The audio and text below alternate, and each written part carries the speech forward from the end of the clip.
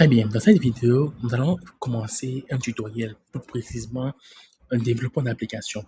Alors, l'application que nous voulons développer, en question ici, c'est une application de gestion de notes. Ok. Alors, quand on dit gestion de notes, c'est donc pas les notes d'école, hein, non, c'est plutôt les notes, des notes au fait que nous prenons chaque jour au quotidien, au cours par exemple des séances ou des formations que nous suivons. Donc, une application pour gérer les notes. Alors, fonctionnalité attendue, on pourra ajouter une note, on pourra modifier, on pourra laisser les notes. On pourra épingler une note, donc le mettre en avant, et pour qu'il soit fixé en haut. On pourra verrouiller une note en définissant ici un mot de passe.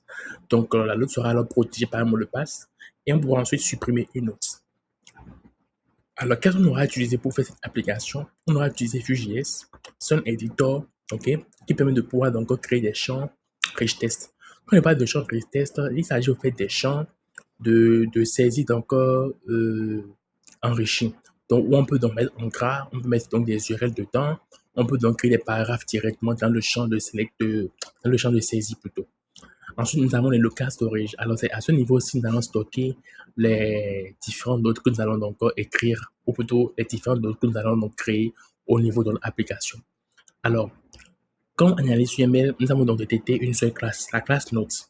La classe notes aura donc pour attribut le titre, la description, la date de publication, le spine qui veut dire quoi, est-ce que c'est épinglé ou pas, locked pour dire est-ce que c'est verrouillé ou pas, et ensuite le mot de passe lorsque c'est verrouillé. C'est bien.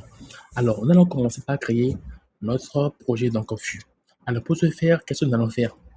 Nous allons venir par ici et donc créer notre application. OK? On va donc créer un tout nouveau projet. CLS, je mets donc npm create @vue@latest. Donc quand je mets npm create vue@latest, ça veut dire que je vais installer la dernière version de Vue. Donc quand je lance ceci, au fait, il me démarre quoi? Il me démarre l'installeur donc de Vue.js. OK? Donc ici, il me dit bienvenue donc sur Vue.js et tout. Le nom du projet sera donc Note Application. OK? Alors, est-ce que je vais installer TypeScript? Non. JS non. Je veux donc installer routeur. Donc, je clique encore sur la touche Backspace ou la touche d'espacement qui est au niveau de mon ordinateur. Je clique donc sur ça, Backspace pour sélectionner. Pignat non. Vitesse non. End-to-end non. Prettier oui. Et ensuite, c'est tout. Donc, je mets donc Prettier et donc routeur SPA Development que je vais donc installer par défaut. Je valide avec Entrée. Alors, ici, je veux donc rien sélectionner. Je mets donc Valider. Je mets ici donc yes pour donc commencer un projet nouveau, ok, feed. Je mets ensuite quoi, change directory, node application. Donc mon projet est déjà installé. Alors, maintenant que mon projet est déjà installé, node application, node, ok, j'ai un peu mis d'erreur dans le nom. C'est node application, j'ai mis. Ok, pas de problème. Node application. Change directory, node application. Ok, pas de problème. Alors ici, je peux donc le renommer, hein. Je peux donc venir à ce niveau-ci, dans mon sur 4, donc c'est serveur, www. Je viens donc sur le projet Note Application, et je mets donc pas ici plutôt Note Application. Alors, il me dit que c'est ouvert quelque part. Je ferme d'abord le VS Code, je recommence, il me renomme, puis maintenant j'ouvre maintenant mon VS Code. J'ouvre le projet dans mon VS Code encore. Est-ce que je peux le faire rapidement par ici? Bon, je mets donc pas ici. VS Code si je ne me trompe pas. VS Code. Bref, je vais juste faire comme ceci. Et voilà. Je fais dans Open. J'ouvre le projet. Note Application qui se retrouve ici. Voilà. Donc, une fois dedans, maintenant, je fais donc un dossier dans la vie de commande. Note Application. Ce que je fais. Note Application. Voilà. Je fais ensuite npm install et je fais donc npm run format. Donc, à ce niveau-ci, je dis qu'après l'installation du npm, npm install, je fais donc npm run format automatiquement. Et ensuite, je fais donc quoi? npm run dev. Voilà. Alors, pendant qu'il est en train d'installer le projet en question, Je vais donc venir dans mon navigateur ici et nous allons donc voir quelque chose appelé Bootstrap. Alors, j'espère donc que vous connaissez la Bootstrap. Bootstrap en question, c'est une bibliothèque donc de composants, ok, HTML, CSS et JavaScript qui permet d'avoir des composants donc prêts à l'emploi facilement. Donc, pour l'utiliser, ok, on va donc faire donc npm install bootstrap 538. Donc, il faudra qu'on attende que ceci finisse d'abord avant de pouvoir le faire. Voilà, il démarre le projet. Il vient de faire npm format, ça qu'il est en train de faire ici. Et après, il a démarré le projet, c'est tout. Alors ici, maintenant, je fais quoi? Je fais juste cl contrôle V. Je fais donc npm install bootstrap 538. C'est bon. Alors, après l'installation, qu'est-ce que je ferai? Je vais dans main.js par ici. Et qu'est-ce que je vais faire? Je vais donc faire ici import, ok, bootstrap slash dist slash js slash bootstrap bundle.min.js. Vous verrez donc à ce niveau-ci, bootstrap qui est ici, dist js et bootstrap bundle.min.js, la version mimifiée. Ok. Après, je fais aussi import bootstrap dist js et non pas js, css plutôt, slash maintenant quoi? Ce qui est ici, css. Il prend donc quoi le bootstrap.min.css qui est ici. Ok, je copie le nom et je le mets ici. C'est tout. Donc, je vais donc intégrer de Bootstrap à mon projet donc Vue.js, aussi simplement que ça. Donc, maintenant, je vais vouloir utiliser donc un component de Vue en question, enfin de Bootstrap plutôt en question. Donc, je vais donc devenir sa documentation. Pour ce faire, il va créer donc un dossier nommé donc page. OK. Et donc, créer un dossier aussi nommé component qui n'existait pas. Components. Un dossier donc nommé donc composable pour créer donc les composables. Donc, la logique de l'application. Donc, ici, je crée donc un fichier nommé, je vais passer index.vue, mais plutôt home.vue si tu veux. Bon, disons index.vue simplement, c'est mieux. Voilà. Donc, je crée maintenant au niveau du routeur, ma route en question. Je fais donc une accolade par ici, en sachant que chaque accolade représente quoi? Une route. Donc, paf, je mets donc slash pour dire que c'est la route principale, ou la route donc racine plutôt. Le name, je mets donc home, ou accueil si c'était en français. Le component, je vais donc importer dynamiquement. Le component en faisant ceci, et ici importe en parenthèse arrobase. Quand je dis arrobase, je pointe directement vers le dossier source. Ça fait donc arrobase slash directement page qui est ici slash index.vue. C'est tout. Voilà.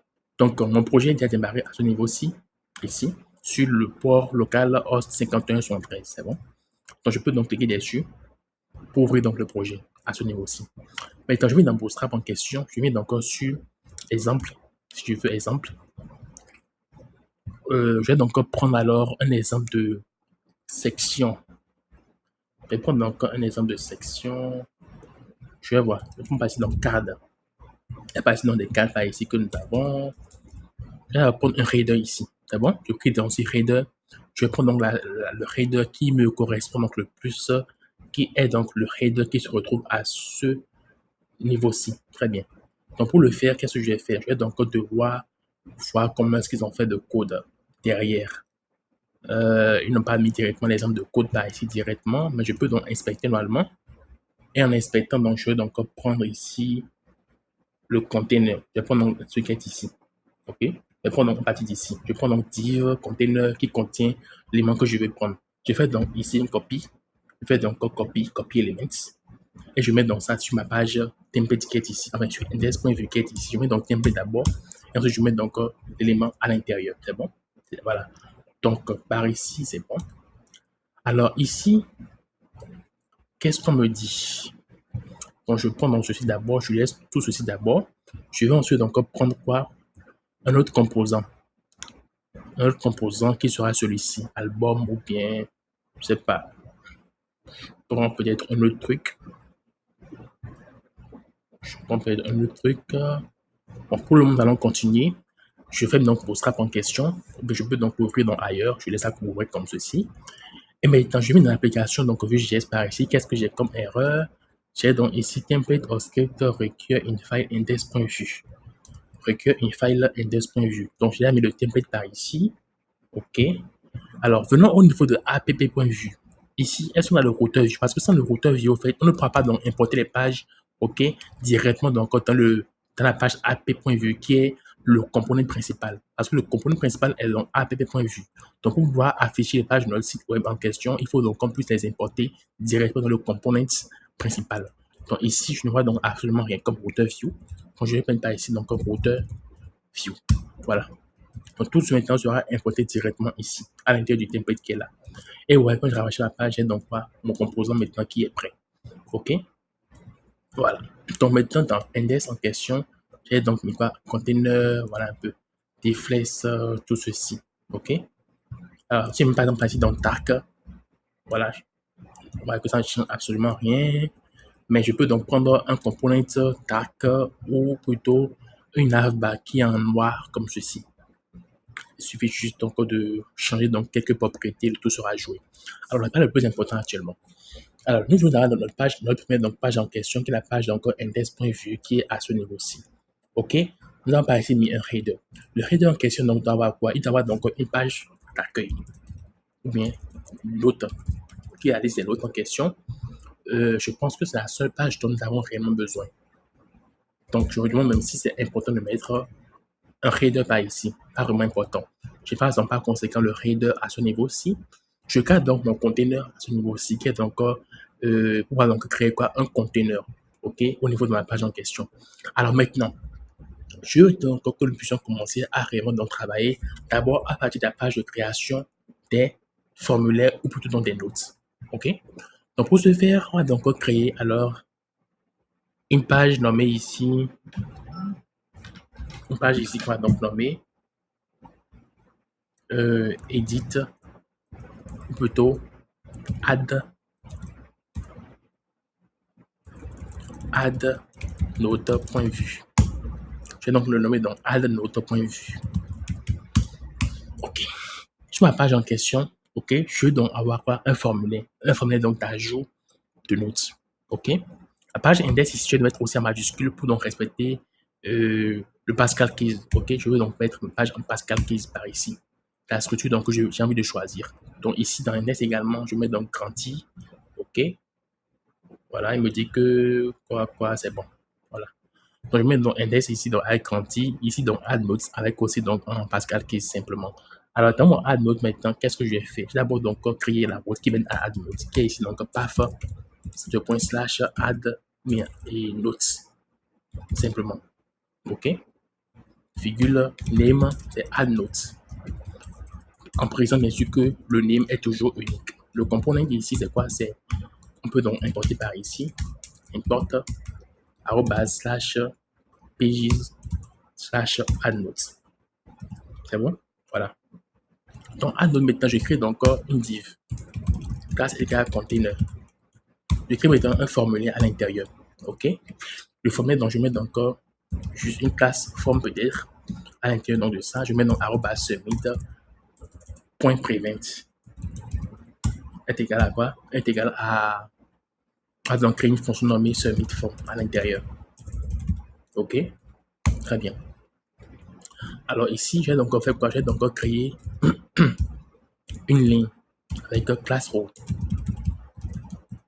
Donc, on peut maintenant gérer la responsabilité de la page en question. Et donc, classe est égal à call LG. Alors, quand je dis call LG, donc tiret tout, ça veut dire que ici, il y a une grille en question. OK? Donc, il y a une grille. Donc, sur la première donc, grille en question, je veux donc que le premier élément qui est ici, donc prenons toute la grille. OK? Toute la de la grille. Par conséquent, c'est qu'on a donc pour ajouter, on a le titre, on a la description, on a donc quoi encore? Si on veut donc l'épingler, si donc il est verrouillé et si par conséquent il y a un mot de passe également. Donc d'abord on a le titre qui est obligatoire par ici, qui est important. Donc je mettrai par ici donc title, non, input. OK. Ici donc mettez donc par ici classe égale form control. Classe égale form control. OK. Ici on met un modèle est égal à quoi? Form.title. OK. On va recréer donc le template entièrement. Alors, le second, c'est donc la description. La description en question, ce n'est pas donc quoi un test arrière ni un input, mais plutôt donc un test enrichi, ce qu'on verra tout à l'heure. Ensuite, après donc le titre, la description, on a donc quoi? Est-ce que donc c'est donc épinglé ou pas? Alors ici, qu'est-ce qu'on va faire? On va utiliser donc un composant donc de Bootstrap en question par ici pour donc gérer ce côté-là. Donc on va donc faire une page dans Docs.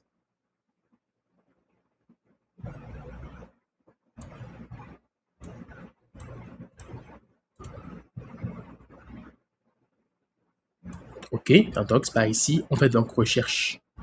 On fait une recherche, la barre de recherche, voilà.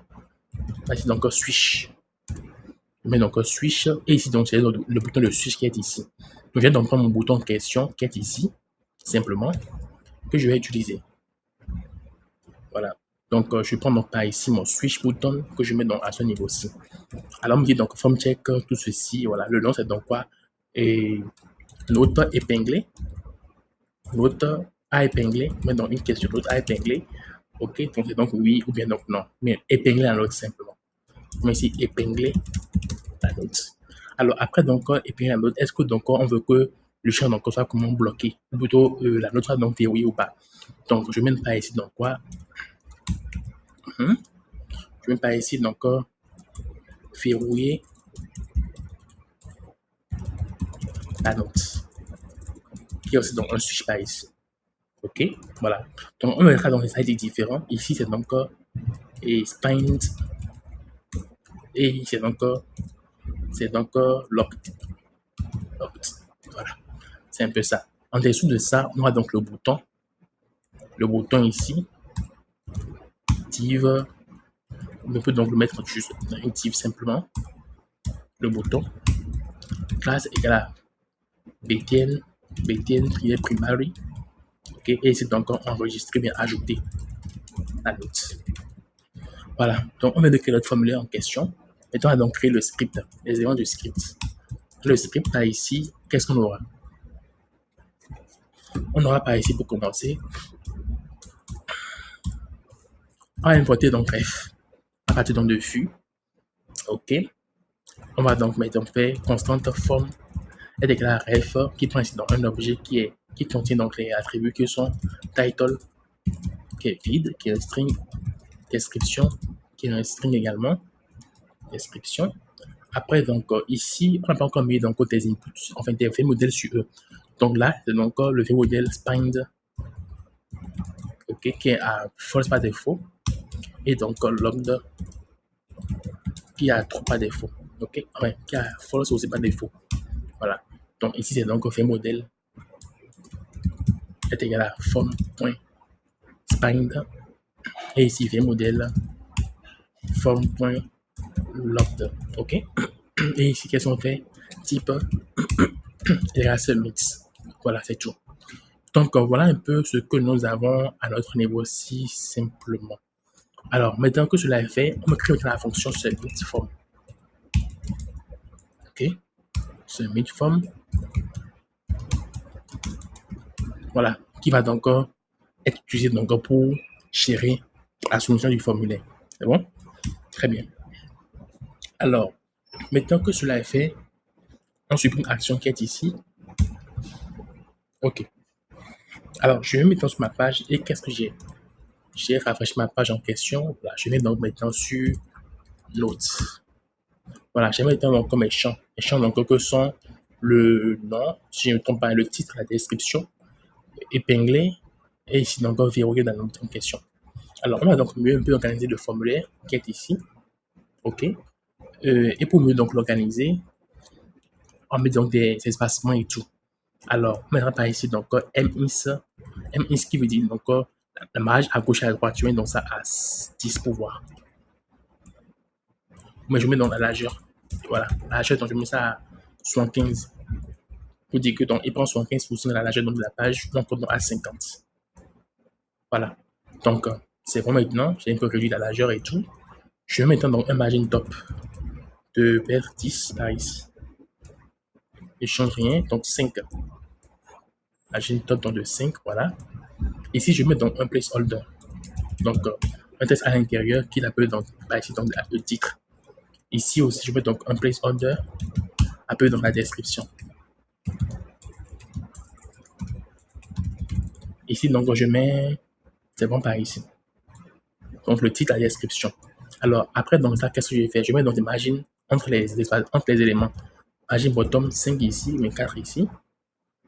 Ici aussi, margin bottom 4. Ici, 4. Ici aussi, donc 4. Donc, je crée donc de l'espacement entre les différents éléments de ma page en question. C'est bon? Alors, ensuite, qu'est-ce que je fais? Je vais donc mettre tout ceci dans une couleur un peu différente. Donc, mon container est ici en question, mon formulaire est ici. Je prends donc celui-ci, le point form, le form qui est ici. Je vais donc style scope pour dire que c'est donc un style qui s'appelle uniquement component qui est ici actuellement. Point donc form et passé donc je mets un background color. Je prends donc d'abord du gray, pas du green, du gray. Et je vais donc modifier la couleur en faisant comme ceci. Voilà. Alors, ensuite, qu'est-ce que je fais maintenant? Je mets un padding maintenant à l'intérieur de mon form. Un padding ici pour dire padding 5. Voilà. Voici maintenant mon formulaire qui est prêt. Je vais maintenant mettre en effet un rounded pour dire qu'il sera arrondi. Alors, pour donc l'arrondir, je vais donc voir la classe qu'on utilise pour faire un arrondissement au niveau donc de Bootstrap. Alors, round